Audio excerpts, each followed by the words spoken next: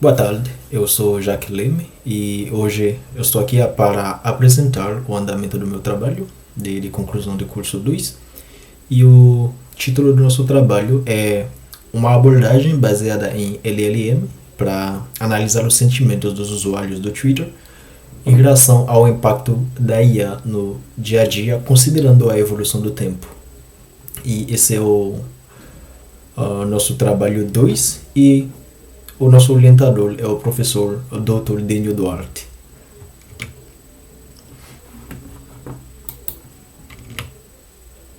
Bom, por que esta pesquisa e quais são os objetivos da nossa pesquisa?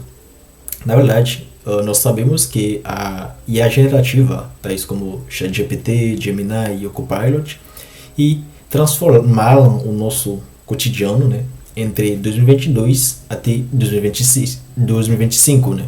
E são IAs que a gente está usando no nosso dia a dia e todos os dias a gente usa esses modelos para fazer perguntas e tudo mais. E nós temos também a rede social que é Twitter, que é uma fonte de opiniões espontâneas sobre tecnologia. Então, a nossa proposta é classificar os sentimentos com modelos de linguagem de grande escala, né, via zero shot, usando engenharia de prompt. E nós temos um objetivo geral, que é analisar a evolução temporal dos sentimentos dos usuários sobre o impacto da inteligência artificial no nosso dia a dia. E além disso, nós temos também alguns objetivos específicos, que são coleta de dados, na verdade, tweets no Twitter, e que são dados que a gente vai coletar em português. E nós temos pré-processamento dos dados e classificação dos nossos tweets em positivos, negativos e neutros. E séries temporais. E nós também, no final, validar com a amostra manual. E para realizar esse trabalho, nós temos a nossa metodologia, que é a seguinte. E nós temos um pipeline de análise, né? O fluxo metodológico integra a coleta de dados, pré-processamento, classificação por LLMs, né, e validação. E nós temos uma validação que é feita junto com um comitê de modelos auxiliares, né. E a nossa metodologia segue esse caminho. Primeiramente, a gente coleta os dados e a gente usa a plataforma que é Twitter e nós coletamos os nossos dados lá no Twitter. E também temos uma interface alternativa que é o Nita, que na verdade é uma outra interface onde a gente consegue mapear os dados do Twitter. E essa interface, os usuários não conseguem interagir fazendo comentário e tudo mais. Essa interface só permite a exibição dos tweets que vem da API do Twitter. E a gente usa essas duas interfaces, né? A interface oficial do Twitter e o Nita para fazer o mapeamento dos dados. E a gente não usa a API do Twitter porque é muito burocrático e a gente usa outra forma de mapear os dados para conseguir baixar os tweets. E depois de coletar os nossos tweets, a gente passa para a próxima etapa, que é pré-processamento dos dados e limpezas. Então, nessa etapa, a gente faz o quê? Nós pegamos os nossos tweets, né? A gente aplica um filtro por uma biblioteca que se chama Lengo. A gente detecta a língua se todos os nossos tweets estão em português, porque a nossa pesquisa tem que ser feita em português.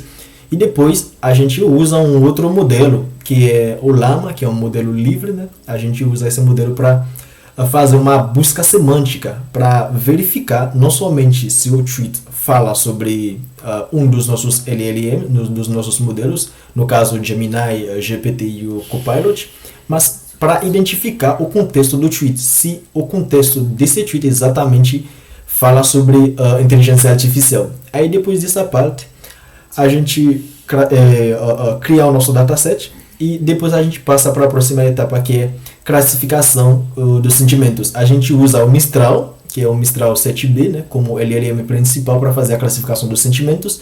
E nós temos também, um conjunto que faz a rotulagem dos nossos tweets. Primeiramente, a gente usa um prompt para fazer a classificação, e essa classificação é feita usando engenharia de prompt. A gente passa um prompt para o modelo, ele faz a classificação e retorna se o tweet é positivo, negativo ou neutro. E nós temos também 3 outros modelos que a gente usa para fazer a rotulagem. Nesse caso, a gente passa o mesmo prompt para esses 3 modelos, e esses 3 modelos vão fazer a classificação de maneira paralela. E depois a gente faz um consenso para verificar qual é o resultado final, a classificação, na verdade a classe final do nosso tweet. E depois a gente vai ter que ver se o Mistral acertou na classificação. A gente consegue verificar se o nosso modelo classificou bem os nossos tweets, o desempenho dos nossos modelos e tudo mais. E essa é a nossa metodologia. E a gente tem esses eventos temporais, né? A gente usa 90 dias por tecnologia. A primeira tecnologia é ChatGPT. A gente pega a versão inicial, que é de dia 30 de 11 de 2022 e até 28 de 2 de 2023. A gente pega a versão mais recente, naquela época, que era a GPT-4o, que é a versão mais recente, né? E a gente iniciou o mapeamento de 13.05 de 2024 até 11 de 8 de 2024. E assim por diante a gente mapeia a versão inicial e a versão mais recente dos nossos 3 modelos, que são Copilot, GPT e Gemini. E a gente faz, que nem eu comentei anteriormente, pré-processamento de duplicação dos filtros usando língua, relevância a avaliar por modelo como Llama, né? E a gente preserva emojis, ironias, essas coisas, para que a gente não perde nenhum contexto dos nossos tweets. E a gente tem algum exemplo de classificação, né? Por exemplo, o ChatGPT me ajudou muito a organizar meus estudos hoje. Então, é um sentimento positivo. Nossa, maravilhoso esse Copilot, apagando metade do meu código sozinho. É negativo. E testei a nova versão do Gemini, mas ainda preciso usar mais. É neutro.